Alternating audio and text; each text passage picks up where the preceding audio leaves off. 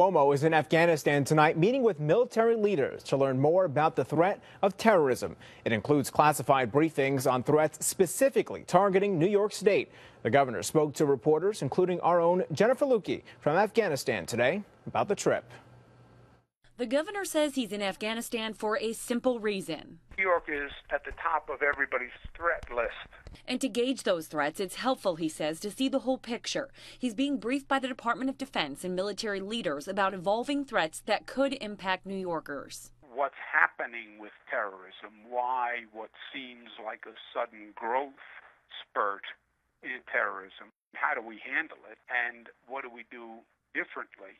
Rick Mathews, the director of the National Center for Security and Preparedness, tells me it's likely the governor, in his classified briefings, is getting a lot of detail. They're going to tell him, most likely, how credible the threats are that they've seen or heard out there. They may not get into the actual sources of them, but most likely they'll talk to him pretty specifically about the real threats. Threats like the one we saw just last week when Iraq's prime minister warned that militants plan to attack New York City, specifically the subway system. I don't think he's going to say, well, move A to B and do numbers 1, 2, and 3, but he's going to put some sense of priority on based on what he knows.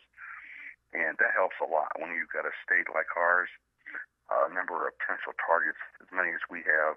We have spent a lot of time, and we will spend a lot of time on Homeland Security and defending New York at our ports, at our rails, etc. And my goal is to have the most sophisticated homeland defense system ever designed by any state, period. Jennifer Lukey, CBS 6 News. 900 members of Fort Drum's 10th Mountain Division are stationed in Afghanistan, along with 270 members of the New York National Guard. Governor Cuomo says he got to meet and talk with some of those soldiers on the ground. He'll return to New York on Tuesday.